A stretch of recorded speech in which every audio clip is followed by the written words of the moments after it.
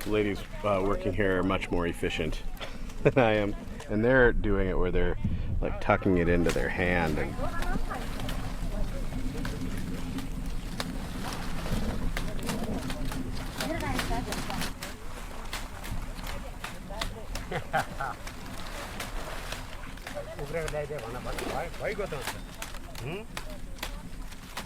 the tea leaves themselves come off much easier than I expected them to, but it's pretty rugged work maneuvering through the bushes and getting to the next bush and sort of being bent over.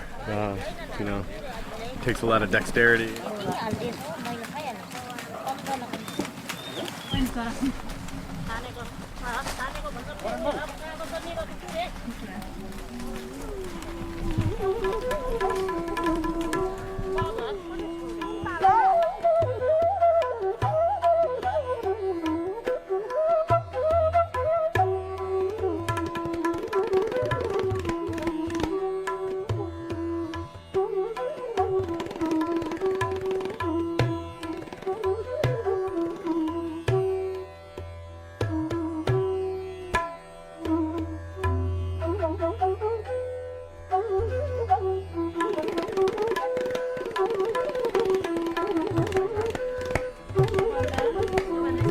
Warna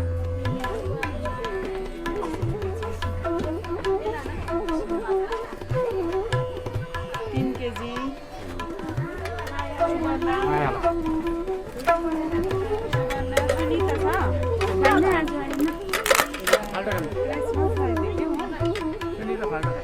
साढे 3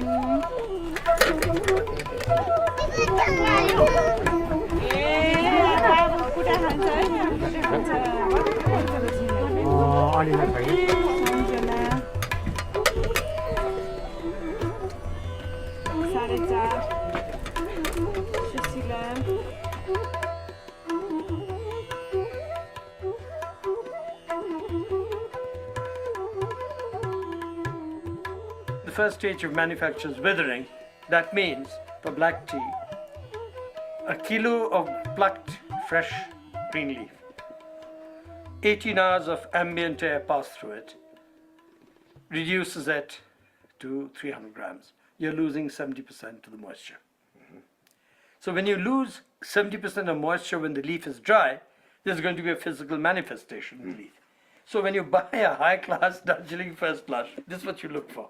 Thumb rule. There's a greenish glow to it. Can you see it? That green glow, that greenish glow when you look at it. The second flush, it's juicier leaf, it's reddish. A little bit more uniform. Yes, obviously, Yeah, obviously. yeah. Yeah. Where are you? Tell me what this is again. So this is the chart that has all the details for each of the batches of tea. It's been upstairs withering, and now that that process is complete, they can move on to the rolling process, which is happening behind me in these machines. Here is they're doing the rollings like a second process. Is happening over here is they catalyze the cells for the fermentation. They break the cells from the leaves. Okay. After the 25 minutes, it will be getting the aroma and flavor. Is it getting turned around? They're getting the pressure from top. Okay. Here is they're getting some pressure. Yeah. So the leaves, it looks like the leaves on the bottom are getting the most manipulation. They're getting moved around the most. Move around the walls. They don't anything like they break the cells. Yeah, but then like the leaves that are getting rolled right now, do those get taken away so more can come down? Yes. Yes. This is a fascinating and once that's done, they're gonna then take it to the they call it fermentation tables, but basically where the tea is gonna oxidize. In this case, it's only gonna be for an hour and 20 minutes. They're making a second flush black tea right now, and then after that point, they'll dry it and sort it and pack it and all of that. Now, I've seen you tasting. I don't think that you have really, transcended your tasting parameters. Please do a demonstration for So, us. Yeah. you have to be a wild yeti-like tree planter. Right. Who's not only climbed down from the mountains, but climbed down from the trees. Okay, here you go. Half a spoonful.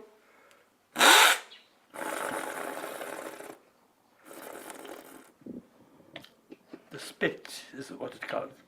There's an aftertaste. So tell me what is going on. Whoa, that's good. That's a good slap. I can see it. No, the way you're gargling now. You shouldn't gargle. Spit straight, I told you. You shouldn't gargle. Because No? your tongue Spit is straight away. straight. Because your tongue is a wonderful bit of equipment. Yeah. Please understand. Don't realize this. Yeah, please. There are different zones: sweet, sour, bitter, etc. And they're veins, and they connect to your nervous system. You should drink it lukewarm. Number one. Number two, when you're slurping, you're taking in oxygen, enhancing the thing and to the points. Okay, try again. I'm going to do this one again. Yeah, Give me please another do. shot, right? Yes. Spit. See the difference?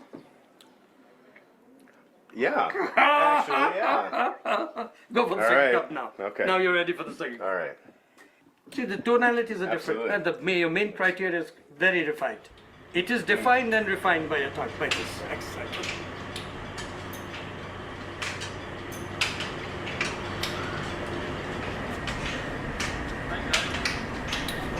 So he was telling, I asked where the tea goes in. He says the tea goes in over here, and this conveyor belt drops it in.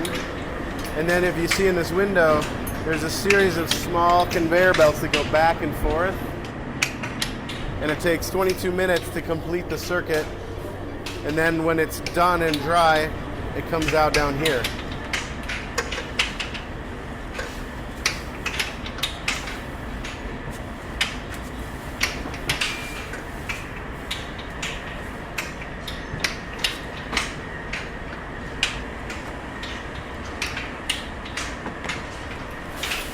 This is 90% drinkable tea. 90% drinkable? Drinkable. But this tea goes to sorting. Yeah. That is goes inside the sorting machine. Then 10% will be Uh-huh. sorted out, and 100% will be done inside the sorting. Got it. Wow. So this is the final tea. I mean, it has not sorted yet, but you could probably take this and just put it in a teapot and drink it. Yeah. The machine will be sorted by dryer. After the dryer, all the tea goes over here and it goes inside the machine. This is an amazing machine. Wow. 100 years old machine. 100 years old machine. I mean, it's stayed together all this time. Yeah. It seems like this machine would shake itself apart after all this. So it's shaking, and this is sorting. It's like sifting. It goes down a little bigger and bigger and bigger. Behind. Yeah. After the machine sorting, they sort it by hand. Make sure that it's perfect. Yes, all the tea comes over here. Last process is called. Yeah. And then after this, it gets packaged. Yes, this goes to the pack. Yep.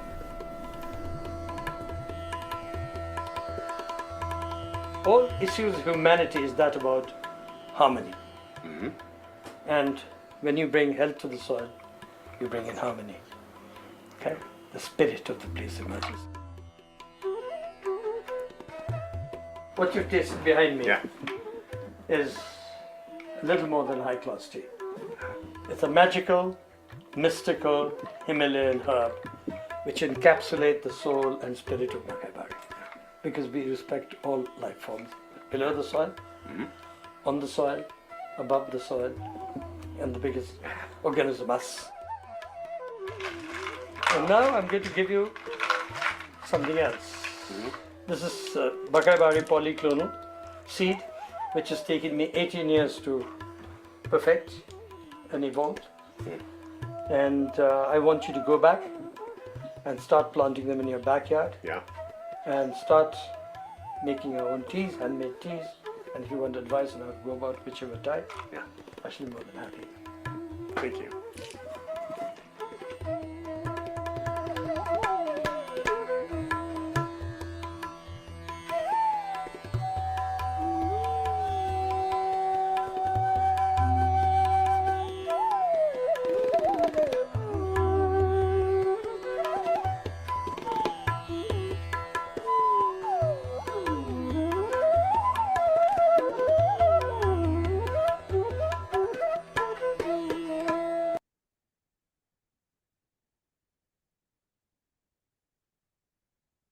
All right, there you go. There's Darjeeling tea.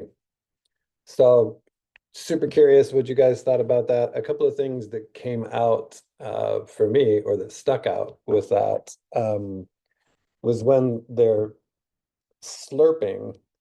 Um, it's not just for the auditory effect, but the idea is that if you imagine if you had a spray bottle like that was as a mister, you're trying to create that same effect. So the idea is you should hit all of your taste buds at the same time. So if you could get evenly coated around your full mouth, so that if you just drink, a lot of times you're just tasting with the tip of your tongue. But there's so many, as he was saying, different senses and flavors and bitter and sour and sweet everywhere. And the other thing I thought that he said that was very interesting, one of the most prominent, maybe preeminent sort of organic farmers in the US, a gentleman by the name of Elliot Coleman, talks a lot about the difference between deep and shallow organics and talking really about the soil itself. So shallow organics being no pesticide. Deep organic, meaning what can you possibly do to maximize the amount of nutrition and health and microbiomes and everything that's happening in the soil to be able to get as much nutrition. So he said they spent a lot of time there talking about the quality of the soil. And it's the quality of the soil that's where the nutrition comes from in the food that we're eating. And so if you think about, a plantation or a farm or whatever, tea, tomatoes, apples, whatever, all of the energy, all of the nutrition in the food is coming from the soil. So the more health that there is in the soil, then the more health you're going to end up putting in your body. So I could go on about that stuff for a while. So Deb, you wanted to say something?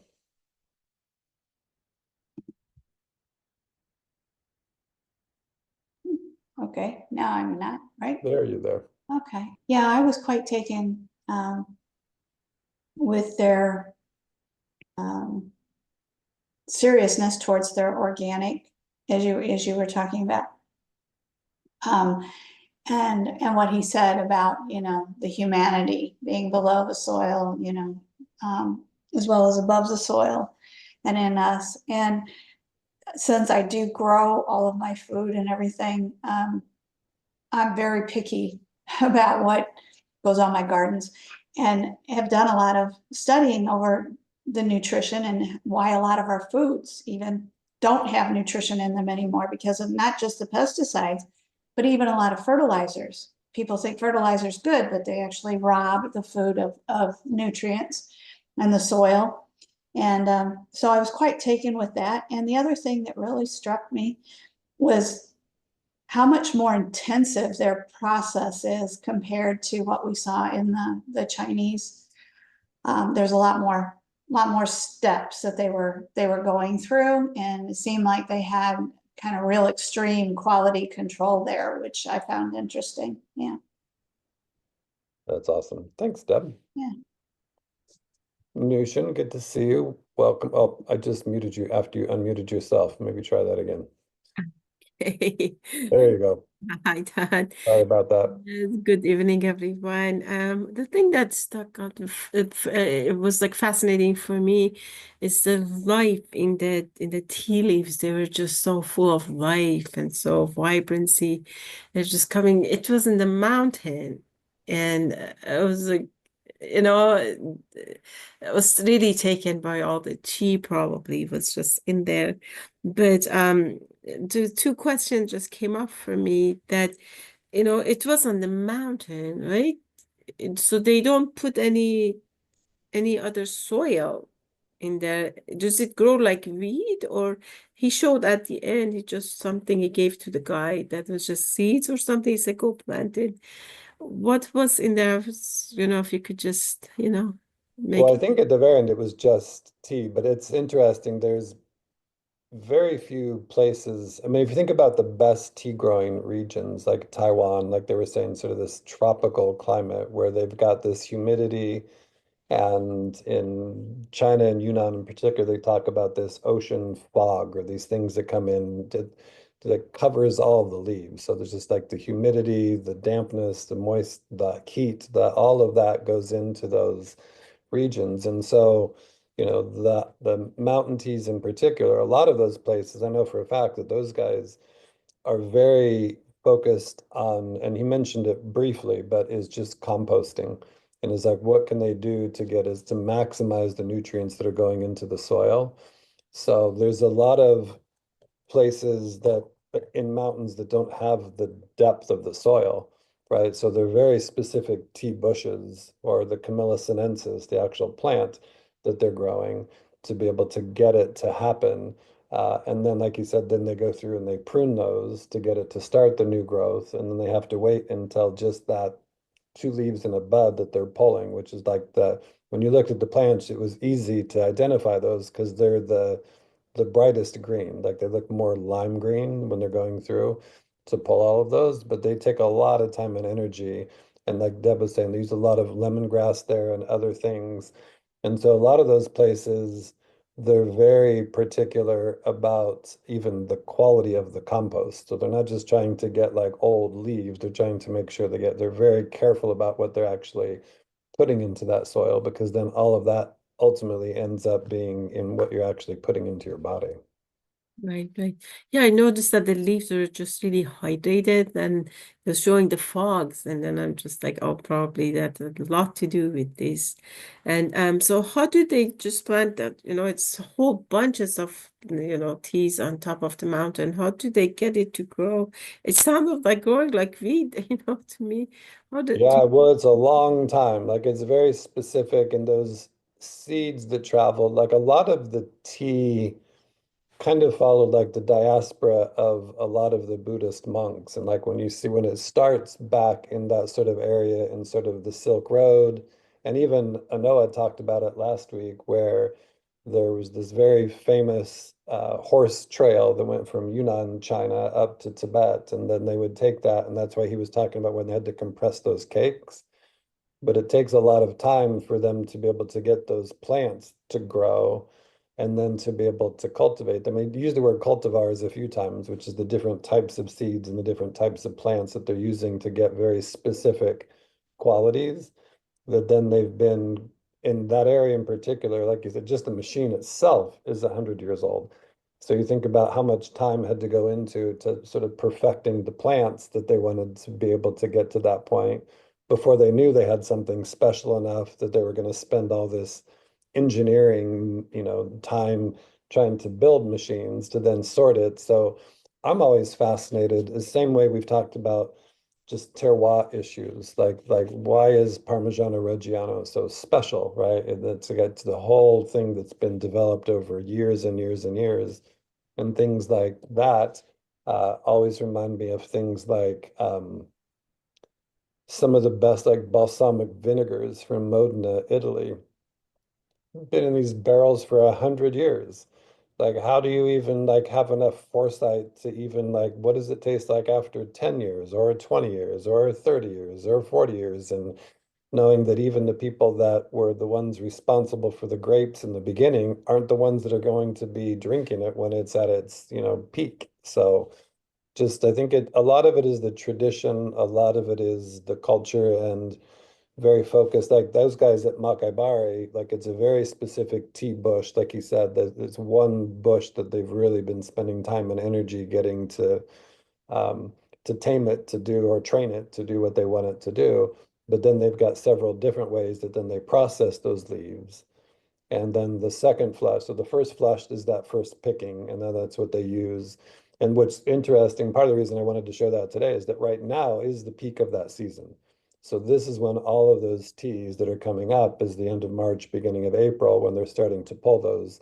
And the first flush Darjeelings are very well, have a great reputation and highly sought after, much like the idea of like the Beaujolais Nouveau wines from France, where it's that first thing. It's like it's as those leaves, those grapes, whatever, they're starting to wake up. It's like the first indication you have of what the quality of that harvest or that crop is going to be. And that depends a lot on the weather, like what happened during the course of the year. So they don't get a lot of snow up there, as you can imagine. It's not freezing a lot, but it is hot and dry and humid. And if they don't get enough rain, then that's going to have a different impact. And so over the years, there's been all of these peaks and valleys of drought or too much rain or not enough rain. So every season, every year, and I was thinking maybe next week, depending on if we have a guest next week, I'll share with you guys what it looks like when they're actually going to taste and sample all of those and what that looks like when they go to auction houses. And you've got these cups, like literally hundreds of these tasting cups lined up, and then you hear everybody slurping and spitting, and it's just crazy. But then to be able to go through and then pick out which of those do you like the best, and the people that can do that very well have very well educated palates, and they're very well trained because they're looking for very specific nuances, and then being able to get it to be consistent and a very specific profile that they're looking for, ideally to match what they had the year before, but they're never the same. They're close, right? They're very close and they have very specific profiles. Um, but yeah, so much goes into all of that for years. So many life, just like a life is happening. You just Yeah. the tea leaves, but there's just so many other things that are adjustment. The other thing was that where was the location? Because I saw the guy looked like that he was Indian, he had an Indian accent, but the workers looked like that they were Asian. So was it somewhere was that Well, it's in the Himalayas, so it's in Darjeeling, like northern India, and then Makai Bari is so Darjeeling is a city, so like Chablis or whatever, like it's a very specific place. And then the teas from that area, from that region, are named after that. And then Makai Bari is a very specific estate where then they grow all of the teas there. So I'm sure, much like we have to do here, they probably have to import some of the people that go pick the teas because it's a very short season like that picking, right? It takes a long time for them to be able to grow up, but when it's time to pick, it's time to pick, right? You can't leave the strawberries out in the field until you can get people in here in 3 weeks, right? So there's this a lot of competition, a lot of time to make sure that you can get the people. And in some of those cases, those people actually live nearby and in some cases, but in some of the cases in other regions, they actually have to do everything they can to get as many people in as possible to be able to harvest them in a very short period of time. fascinating, fascinating. Thank you Yeah, so much for showing it to us. absolutely. Well, that's why I want to just continue, right? To like, it's not one specific type of tea. It's like it's like to share because it's just goes on forever, right? I mean, you think about yerba mate from South America or, the Darjeeling or just chai, like just chai alone is could go on with all the different herbs and spices and roots and pepper and cardamom and all of that. And where do all those spices come from? So that's why I think we have a lifetime of content to go through together. We're doing this together for a while, so it's great. Very good. Thanks, Nushin. I appreciate you asking. What other kind of questions or thoughts do you guys have?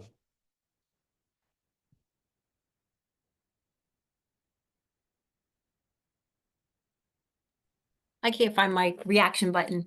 I'm gonna Yeah, just jump in.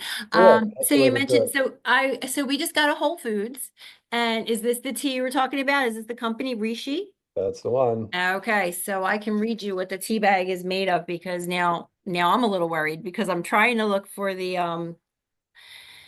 So it says they're made from plant-based, food-safe material called polylactic acid. Yep, you're okay. Yep, those are, so if Okay. it's plant-based or biodegradable, that's your first sign, right? If it's got plastic in it, it's not going to be able to get back into the soil. So all of those are good. I am pretty confident that they were even at the time. But it's interesting because they just come in big wheels, like it's a big roll of this sort of looks like silk almost, very fine, and then it starts in a big roll, and then it goes into the machine, and then it gets filled in these little pouches, and then the way that it gets sealed is that it's heated, and then that causes, and it's taken them some time to figure that out because the reason that a lot of those tea bags have the microplastics in them is because when you heat them, they'll melt. So that's what causes them to seal. So it's taken some time to be able to get those plant-based ones to be able to do that. So Yeah. you're safe with those tea bags. Cool. And then I guess we can use them for our compost bins too, if we have that. Exactly. You can just throw the whole thing. Yep, with the tea and everything. Cool. Thank you. Yeah, absolutely. Thanks, Chris. Good to see you tonight. Stephen, any last thoughts before we wrap up for the evening? Anything you want to share? I just want to share just how impressed I am with each and every week. This gathering and what you present each time is just so remarkable. It's such a great education and it's just so immersive. I appreciate it, and it's just so many layers. Now it's eventually it's going to be time for us to create a trip, take a field trip to the Himalayas, and I want to Yeah, be in that factory and smell the tea. I want to be in the fields and just feel the moisture in the air, all of it. yeah, It's yeah. really special. It's really special what's been created here, and I just want to acknowledge that. Yeah, well, thank you. Well, it couldn't happen without everybody here. So otherwise I'd just be on watching these videos by myself. So it's exciting to have you guys all here. I appreciate you all. And if there's other people, like if you come across in your journey, people that are, whether they own a tea house or they're a Qigong teacher or a Tai Chi teacher or somebody that you guys would love to invite to be a part of what we're doing, and share and be a special guest host. We are always open to anybody. Like we're just lifelong students, and so just exciting to be able to learn together. So yeah, we do plan. In fact, I've talked to Lee, and he actually just got back from Bali yesterday, 2 days ago, and had a quick conversation to catch up. And he wants to do a tour through Yunnan, China, and then I think I mentioned maybe last week, then into northern Thailand where Montauk Chia's place is. So we're looking at trying to do something like that. We'd love, of course, I mean, we just need to hit the Powerball and then we'll just all go together and we'll, all fly first class and we'll have the, all of the I luxury. know. I know. But I think there's just so much to learn everywhere. Yeah. That's what's great. Nushin, Okay, I just make it quicker. Can we invite Lee sometime? Come? No, that's he's, a possibility. Just come yeah, tell us about his trip. I know that he just came. He told us that he just came from yeah, Bali. yeah, Lots of rain. he will be on here frequently, whenever his schedule allows. So he's so busy now, especially with his book that came out too. So he's got a lot of crazy, just publicity things and he was just in Seattle and LA and Washington, DC and all over the place. So yeah, we'll definitely get him on here sooner than later. Tell him that he's been requested. Yeah, exactly. Hey, Cindy. Do you think that we, with the changes, do you think that we'll still have a retreat in New Mexico? Absolutely. So in fact, we're trying to figure out those dates and stuff and trying to get it. His schedule has just been so chaotic, and so many attention, people wanting to get his attention to do different things. So getting him to be able to commit, but we're still looking at hopefully the last couple of days of September and the first week of October. Okay, all right, thank you. And may Hi, I ask Jack. one more question? I know we're a little over. Is That's it okay.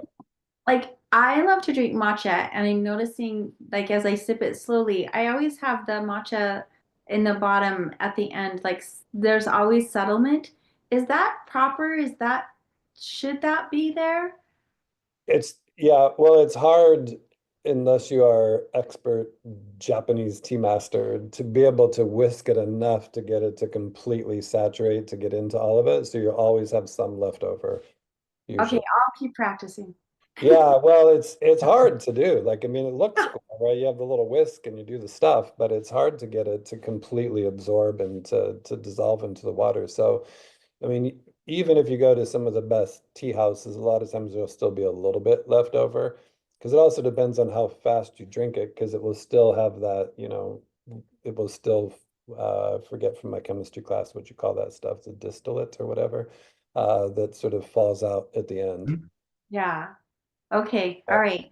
Thank But you. I was yeah, just curious about that today because I'm getting better at it. But then today I was like, there it is again. Like, it's good. Well, you remind me, one of the ways, and I don't eat a lot of rice. I try to eat as very few carbs as I can, but I used to put matcha and sencha and genmaicha, a lot of Japanese teas in my rice when I cook the rice. So Oh, it'll all be, so you basically have this tea rice. And so you just put it in there as you're making it and just be able to get all that flavor. And then you could use that for other, whether you're stir frying it or doing other ways, but then you just eat the leaves at the same time. And it's good. I mean, you've got all the nutrition is in the leaf too. that is a great idea. Thank Yeah. you. Thanks so I think the ceremonial brand is really good too. I think it dissolves a little better, Todd, and you can probably speak to that, but I use a brand called Encha, which I find is affordable and you can get it on Amazon and that seems to whisk very well. Cool. And it's Encha. Okay, I'll look at that one too. Yeah, Encha, Encha. And I'm using the one, maybe you've seen it on Instagram. It's Pique, Pique. Good. I've done some research and it seems to be really clean and really good. And it's performing better than any other one I've used, but I'll look at the Encha as well and see that. Thank Awesome. you.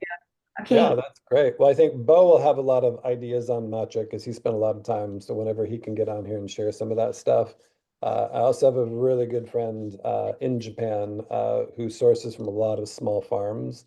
So I'm trying to get him, if he can't join, because would be early 8:30 in the morning. I think it's 12 hours difference. Get him to jump on and share a lot more detail about Japanese tea. Awesome. Excellent. Good to see you guys. Thanks, Jack. Good to see you. We'll talk to you guys soon. Thanks everybody for being here. We'll be back next week with some other surprises and some more Qigong and some more tea. Thanks. Thanks, everybody. Good to Have a be great week. together. Good to be together. See you guys soon. Good night, everybody. Bye, everybody. Bye, Steven. Uh, Good night, Bye. everyone. Bye, guys.